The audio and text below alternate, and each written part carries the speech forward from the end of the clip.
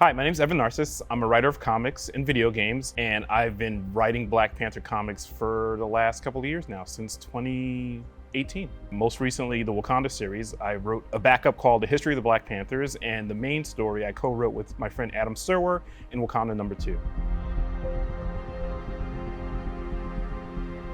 Black Panther's comic book origin started in 1966. His first appearance was in Fantastic Four #52. One of the interesting things about his first appearance was they kind of position him as a villain. He lures the Fantastic Four, one of Marvel's premier super teams. He invites them to Wakanda to test his skill against them, right? So he traps them all. And he basically proceeds to kick their ass. Mr. Fantastic, one of the smartest men in the world, he traps him and knocks him out. He knocks out the Thing, the other members of the team. He kind of takes them out with ease. That's all because he wants to make sure he's ready to take on Claw, who killed his father. So the Black Panther starts as this kind of almost anti-hero, but he turns towards a more kind of traditional heroic methodology. The context of his first appearance was, this is the height of the civil rights movement in America.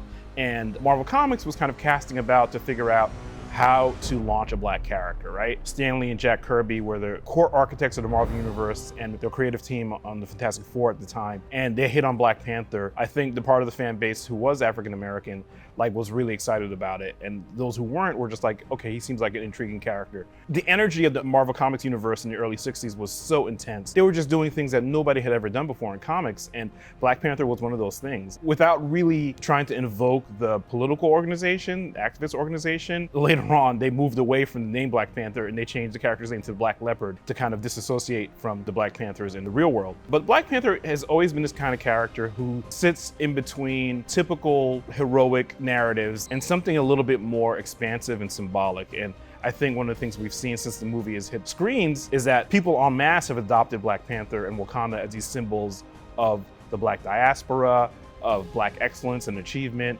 of histories that have been forgotten but deserve to be unearthed and recontextualized. So he's really powerful in that way, in the fictional world and in the real world. Wakanda will no longer watch from the shadows. We cannot. We must not. I think those early appearances are really sharp, some of Lee and Kirby's best storytelling. But then the character goes away for 10 years. He kind of becomes a member of the Avengers, but a supporting character, right? There's a few storylines centered on him, but he wasn't really the main focus until the mid-70s. He gets the lead role in a comic book that was called Jungle Action, unfortunately. Jungle adventurers were a genre in comics from the 40s and 50s, and they put T'Challa in there, and a writer named Don McGregor really starts to develop the character in a more robust way. You get a sense of internal Wakandan politics and culture. He gets a supporting cast, a love interest. So he really grows in the same ways that Spider-Man or the Hulk or other first-tier characters were given the chance to. And then he kind of fades away. He doesn't really get a major kind of evolutionary step until Christopher Priest starts to write him in 1998. So Christopher Priest was originally Jim Owsley. He changed his name later in life. And as Jim Owsley, he was the first full-time Black writer and editor at Marvel and DC. So a real trailblazer. He worked on Spider-Man, Batman, he's even written some Superman. A great writer, as one article put it, the guy who made Black Panther cool. So he kind of builds out the world of Wakanda and its culture and politics and scientific achievement in ways that are familiar to people who've seen the movie, right? So he talks about vibranium being this precious resource that has implications on the global economy, their technological advancement, making them a target, their kind of isolationism, all the stuff that has become pillars in the Black Panther lore. Christopher Priest really helped solidify them and kind of get them ready to be adapted in other media. King, mercy! Every breath you take is mercy from me. So the next big run for Black Panther was written by Reginald Hudlin, a Hollywood producer and director, best known for movies like House Party and Boomerang. And the Hudlin Run was also really popular, and one of the major evolutionary shifts there was he made the Black Panther kind of a public figure, almost a quasi-celebrity, right, within the superhero world. And he even gave him a royal wedding where he marries Storm of the X-Men and becomes this huge power couple in the Marvel Universe that in some form or fashion continues to exist this day. They're together, they're not together, but they're always linked in this really significant symbolic way. The next big shift that happens to Black Panther in the comics world is when Ta-Nehisi Coates starts to write his title in 2016. Ta-Nehisi Coates, a public commentator, a scholar, historian about race and politics in America and around the world. He brings all of that knowledge, all of that kind of deep thinking about internal politics and how to use power and disenfranchisement. He brings all that to the world of Black Panther and really deepens the lore of Wakanda in ways that are still reverberating through the comics universe today. I think you're going to see a lot of his characters and his point of view in the upcoming Wakanda Forever movie. And there's some of me in each and every one of them, and it really needs to be that way. You know what I mean? You gotta do justice. I mean, you can't. It's not interesting to just read somebody's foil. It's just not interesting. You know what I mean?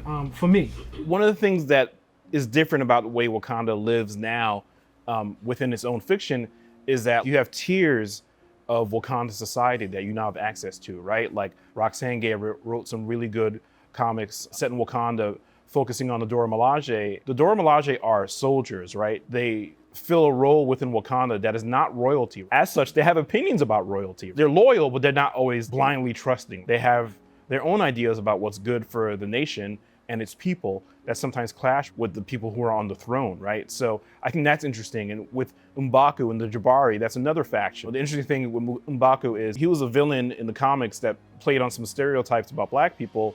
And when Ryan Coogler and his team reinvented the character for the movie, they kind of sloughed off all that stuff, right? At least the ugly kind of stereotypical historical stuff, and just made him a badass on his own right, who has his own sense of right and wrong and honor and cultural traditions that he seemingly is drawing on. So I think as we see more of these characters, Wakanda is gonna feel more real, more varied. Again, that's one of the accomplishments of this corner of the MCU, is that breaking this ages-old idea that still persists that Black people are a monolith, right? That we're all the same. Wakanda is a perfect fictional place to experiment with showing variety in different kinds of lived experiences from Black people all over the world. And I'm excited to see what they do with it next. Stronger than a whale, he can swim anywhere. He can breathe underwater and go flying through the air. The noble submariner, prince of the deep, will be ready any demon. Lord Neymar of Atlantis is the prince of the deep. Obviously, one of the big character debuts in Wakanda Forever is going to be the appearance of Neymar. In the comics, he's super important. He's Marvel Comics' second oldest character and has been in the Marvel Comics universe for some form of fashion ever since the 1930s. He's Atlantean, half human, half Atlantean. He can breathe underwater, control aquatic life. But the main thing you need to know about Neymar is that he's a badass anti-hero. In his first comics appearances, he's waging war on the surface world because submarines and underwater explosions were wreaking havoc with Atlantis. And he's like, you know what? I'm gonna get these surface people. And one of the interesting things about Neymar's publishing history is that he was coded as non-white, even though he's got the kind of pink flesh tones of a white person in comics from the 1940s. Bill Everett, his creator, who wrote and drew a lot of his early stories, would write lines like, and Namor vows to wage war against the white man. And it's like, word? Because he looks like, but he's not. So I think the way that they've recast Namor with Mesoamerican roots, tapping in the history of Latin America and its native peoples, I think is really smart and really pays homage to that aspect of the character. He's always been an outsider, by virtue of living underwater, having his own kingdom to rule, and being at odds with the surface world. And I love the Black Panther Namor relationship. I love the Wakanda Atlantis relationship, the rivalry. When I was writing Rise of the Black Panther, one of the things I knew I had to do was pit these characters together. They're so similar but so different. Like you got T'Challa, who's more compassionate and philosophical, versus Namor, who's hot-headed and imperious. They're just like oil and water, pun fully intended. I guess vibranium and water. The fact that they're bringing that rivalry to the screen now, albeit in adapted form, I think is super exciting. Namor's a great character, and I hope they do a lot with him in the MCU. Just because something works doesn't mean that it cannot be improved. So one of the things that's really significant about Black Panther is he was a character that defied a lot of the stereotypes that Black portrayals in superhero fiction were saddled with. You take a character like Luke Cage, who's a great character, but a lot of times got written as like a hot-tempered, slang-centric strongman, right? Who didn't necessarily seem to have like a lot of emotional or intellectual depth. And Black Panther was a guy who was philosophical, and by the nature of his character and his station in his country, just gave you access to all these different levels of political theory, and he's attached to the history of his country in a way that is deeply metaphorical. He was a character that a lot of people held on to in a really significant way. I grew up reading his comics, loving his comics, and you heard rumors that Wesley Snipes might play him in a movie. Ooh, so exciting, isn't it? One of the free Marvel Studios films. That was something to get excited about, but it was also something to get worried about, right? Because, those early adaptations were rocky, some of them, let's just say. It's clobbering time. So when the Black Panther movie comes out in 2018, and you see the world feel like fully realized, and you see T'Challa as a character who stands, as I like to say, in the crossroads between tradition and modernity. That's one of the things I've always loved about the character, is that how do you bring your culture forward into the future in a world that is ordered against you, in a world that distrusts Black people, exploits our cultural achievements and our labor, our loyalty and allegiances politically sometimes. The movies felt like it spoke to all of that.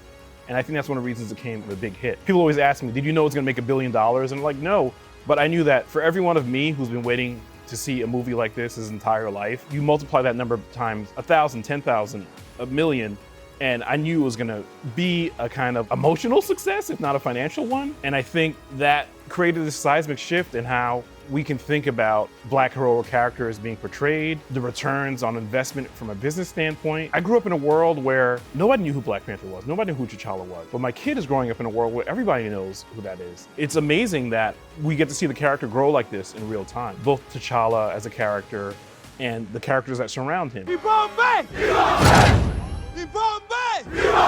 you're sitting down to watch Wakanda Forever, just know that the experience you're about to have really is sourced from hundreds, thousands of stories about Black Panther, T'Challa, Shuri, M'Baku, and Wakanda as a whole. And if you love what you see, go to the comic shop, get some great stories, and I think it speaks to the power of Black culture and ingenuity and genius and glory and excellence and all the other words you want to put that Black people embody that sometimes get taken for granted. And, you know, I hope you have a fun ride. Wakanda forever! Wakanda forever!